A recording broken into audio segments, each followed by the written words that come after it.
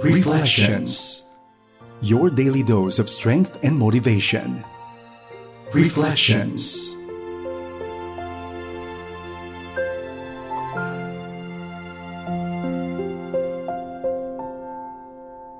Isang mapagpalang araw sa iyo, kaibigan. Salamat sa iyong pagsama sa akin dito po lamang sa ating programang Reflection sa FEBC Radio TV. Ako po ang inyong kaibigan, si Ruth Lara Madizon, at nawa po ay samahan niyo ako sa loob ng 30 minuto sa ating pong pagbubulay-bulay sa salita ng Diyos.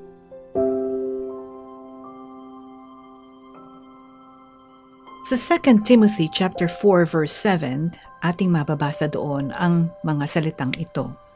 I have fought the good fight, I have finished the race, I have kept the faith. 2 Timothy chapter 4 verse 7. Minsan po madalas ma-encounter natin ang verse na ito when we go to wakes, no? Yung mga burol po ng ating mga mahal sa buhay na nauna na at namayapa na. And we often see this quoted sa mga memorial services programs as one of the favorite verses of the deceased, no? I have fought the good fight, I have finished the race, I have kept the faith. 2 Timothy 4:7. Dito po, ang context po nitong chapter na to is that in the book of 2 Timothy that makikita po natin doon si Paul writing a letter to Timothy who was a fellow missionary. At marami pong mga Bible scholars ang naniniwala na ito ang huling sulat ni Paul na kanyang sinulat bago ang kanyang kamatayan, and that he wrote it from a Roman prison cell. He was actually reflecting on his own life, and siguro po nararamdaman na niya na malapit na ang kanyang kamatayan, kaya isinulat niya ang powerful na passage na yan sa 2 Timothy chapter 4 verse 7. I have fought the good fight, I have finished the race, I have kept the faith. Faithful. Paul was faithful to God, and without end, God was faithful to Paul. I just finished reading the book of Acts, and doon po makikita natin yung naging journey ni Apostle Paul, di po ba? Marami po siyang mga challenges na pinagdaanan in his missionary journey. He was shipwrecked, he was stoned, pinagbabato po siya, he was imprisoned, he was he almost died, he almost was threatened with death, he was abandoned by friends, at marami pa pong mga bagay ang ating mababasa sa Book of Acts. Landong nakagat pa rin siya ng ahas, no?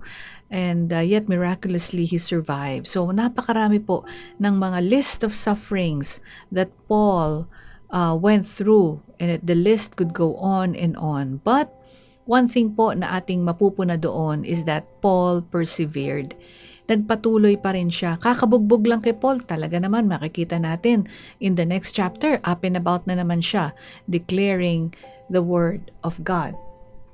And he is the true epitome of the word perseverance. He was faithful and he persevered, and he remained steadfast in his devotion to Christ. When you think about your life, what do you think, or what do you want to be able to say at the end? Ano po yung gusto nyong sabihin na kaya nyong sabihin sa pagtatapos ng ating buhay? What will you see when you look back? Kung bibigyan po tayo ng pagkakataon ng Panginoon to review our life, look back sa pagtatapos ng ating buhay, if you would be given that chance, ano po yung gusto nyong makita? Ano po yung gusto nyong masabi nyo that you have lived your life for?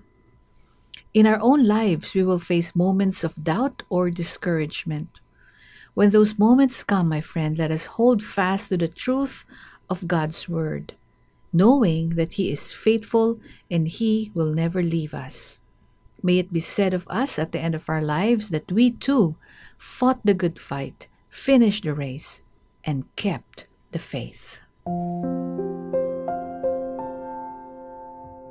Kapatid, let us be courageous, let us be persistent, let's keep fighting the good fight and keep running our race.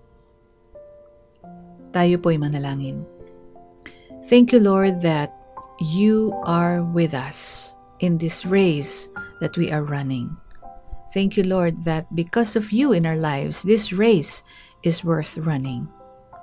At the end of our life, we want to be able to say that we have fought the good fight, we have finished the race, and we have kept the faith.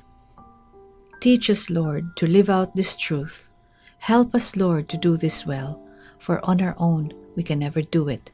But with the power of your mighty Holy Spirit working in us, magiging po itong realidad sa aming buhay.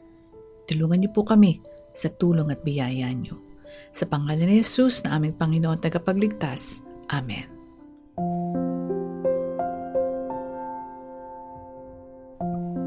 Marami pong salamat sa inyong pagsama sa akin dito sa programang Reflection sa FEBC Radio TV. Ako po ang inyong kaibigan, si Rusela Ramadizon. Magandang araw po sa inyong lahat. Reflections. Your daily dose of strength and motivation. Reflections.